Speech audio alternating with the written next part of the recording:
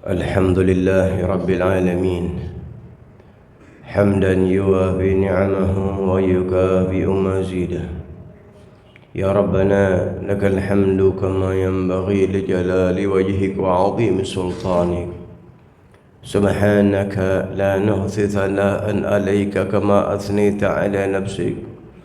ولك الحمد حتى ترضى، ولك الحمد إذا رضيت، ولك الحمد بعد الرضا. وأشهد أن لا إله إلا الله وحده لا شريك له شهادة يعرب بها اللسان أما تضمنه الجنان من التصديق بها والإذعان.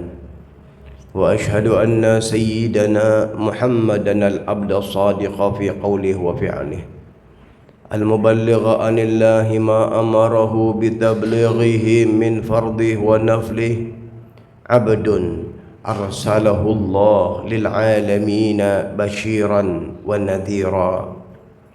اللهم فصل وسلم على سيدنا محمد صلاة تغفر بها الذنوب وتصلح بها القلوب وتنطلق بها العصوب وتلين بها الصعوب، وعلى آله وصحبه ومن إليه منسوب.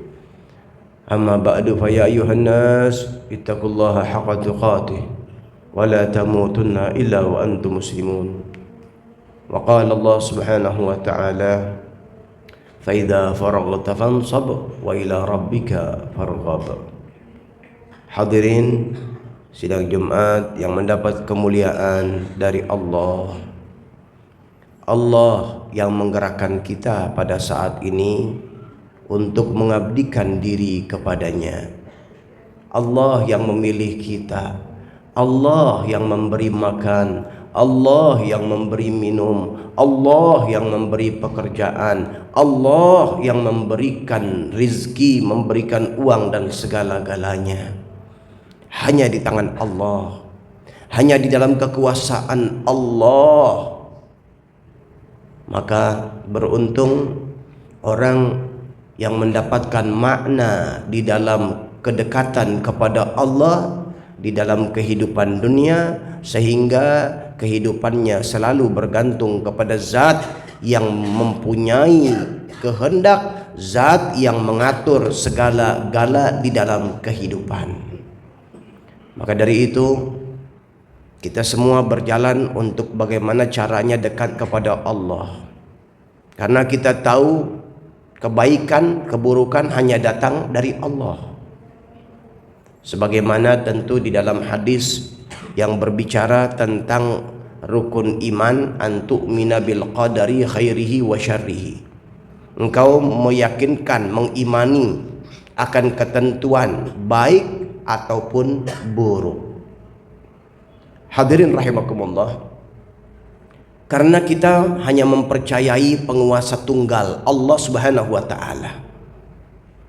Tapi kalau kita memaknai kebaikan datang dari Allah dan keburukan datang dari setan misalnya dengan hakikatnya, maka di sini artinya seakan-akan kita meyakinkan ada dua kekuatan, yang satu kekuatan mendatangkan kebaikan yaitu Allah, dan yang satu lagi mendatangkan keburukan yaitu syaitan. Na'udzubillah. Tidak mungkin ini bisa terjadi karena syaitan ini lemah. Maka dari itu orang yang bergantung kepada Allah, maka Allah Subhanahu wa taala menjelaskan inna ibadi laisa laka alaihim sultan. Wahai syaitan, sesungguhnya hamba-hambaku kalian tidak akan bisa pernah untuk menjajahnya. Kalian tidak akan bisa pernah untuk menundukkannya. Hal ini kita bisa lihat bagaimana para ulama, para salihin yang mereka berhasil untuk mendapatkan kedekatan kepada Allah Subhanahu wa taala di dalam kehidupannya, sehingga mereka dimanja oleh Allah. Di zaman Sayyidina Abdullah bin Mubarak, ada seorang hamba yang tampak zahirnya bukan daripada hamba yang kuat, bermartabat, bertitel dan lain-lainnya. Tapi ketika Al-Imam Ibn al-Mubarak, seorang ulama di zaman tabi'in atau tabi'ut tabi'in yang terkenal, yang istimewa. Beliau mengumpulkan umat untuk sholat istisqa, minta hujan, maka belum diturunkan hujan oleh Allah. Maka ketika Ibn Mubarak masuk ke dalam ruangan masjid, ada satu orang hamba, satu orang yang kelihatan lusuh.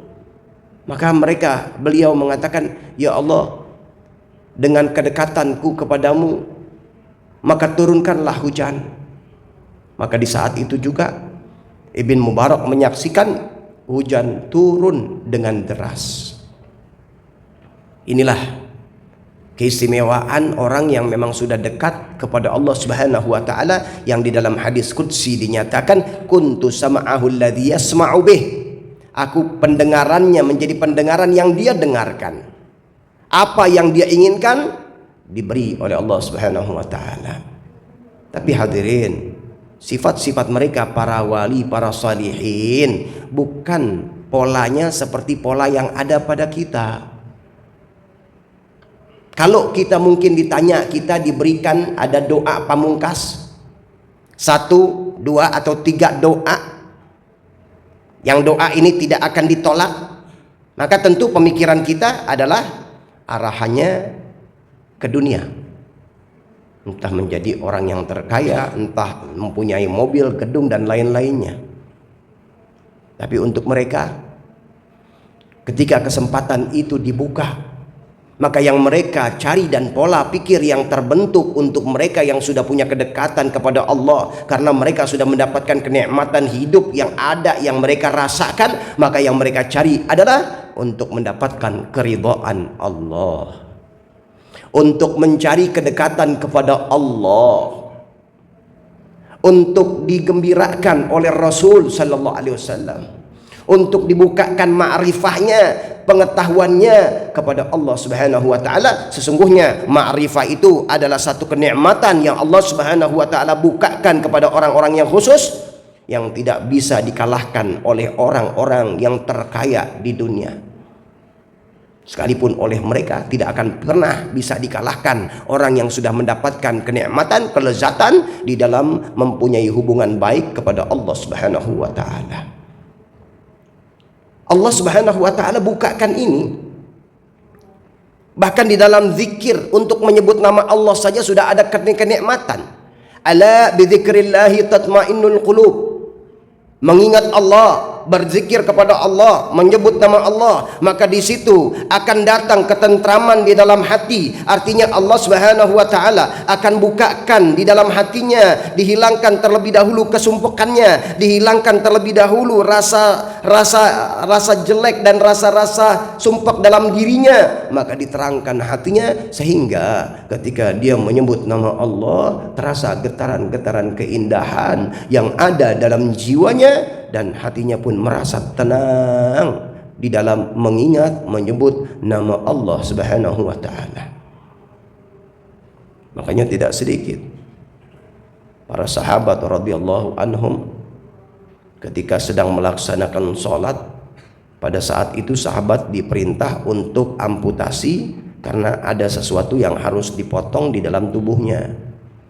Maka diberikan oleh dokter zaman itu obat bius yang dia harus makan, yang dia harus minum. Maka sahabat ini mengatakan, ma'adallah, na'udzubillah, sedikit pun aku tidak mau lupa kepada Allah. Maka dokter ini bertanya, jadi bagaimana aku akan melakukannya? Lakukan ketika aku masuk ke dalam takbiratul ihram. Lakukan ketika aku masuk dalam sholat. Allahu Akbar. Ucapan yang diucapkan dari lisan yang menyambung kepada hati, hati yang penuh keagungan kepada Allah, bersambung zikirnya dengan hatinya, maka tidak ada lagi sesuatu yang besar kecuali Allah. Menjalankan operasi dengan santai. Setelah selesai dicelupkan di zaman dahulu di dalam minyak panas untuk menghentikan daripada lukanya itu, darahnya. Dan setelah itu, setelah selesai beliau sholat, assalamualaikum, assalamualaikum, maka beliau bertanya, sudah selesai atau belum? Artinya itu tidak menjadi beban, tidak menjadi pedih. Bahkan di ilmu kekinian, psikolog perkembangan yang ada banyak dijelaskan itu semua. Yang dapat menghilangkan kesakitan di dalam operasi adalah diingatkan sesuatu yang dia cinta, yang dia senang. Sedikit demi sedikit ilmu pengetahuan semakin maju, semakin terbuka rahasia kebesaran keistimewaan yang ada di dalam ajaran Islam. Mudah-mudahan dalam hidup ini kita mencari, memburu untuk mendapatkan kenikmatan di dalam kedekatan kepada Allah dan juga kedekatan kepada orang yang manusia yang dicinta oleh Allah, baginda Rasul sallallahu alaihi wasallam.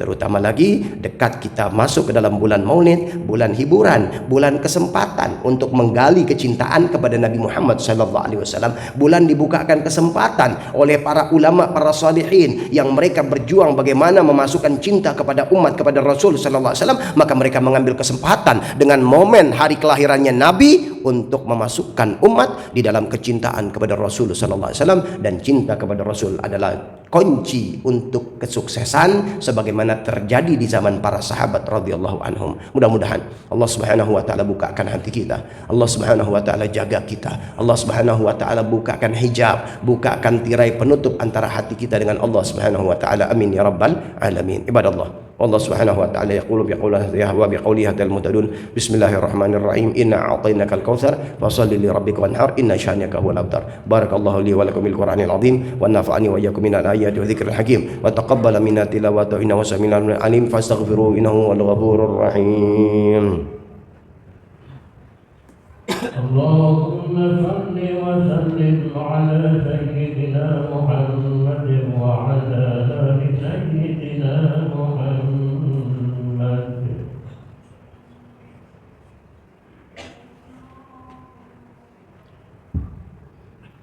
Alhamdulillah rabbil alamin wal 'aqibatu lil muttaqin wa la 'udwana illa 'alal zalimin. وأشهد أن لا إله إلا الله وحده لا شريك له وأشهد أن سيدنا محمد عبده ورسوله أرسله بالهدى ودين الحق ليظهره على الدين كله ولو كره الكافرون.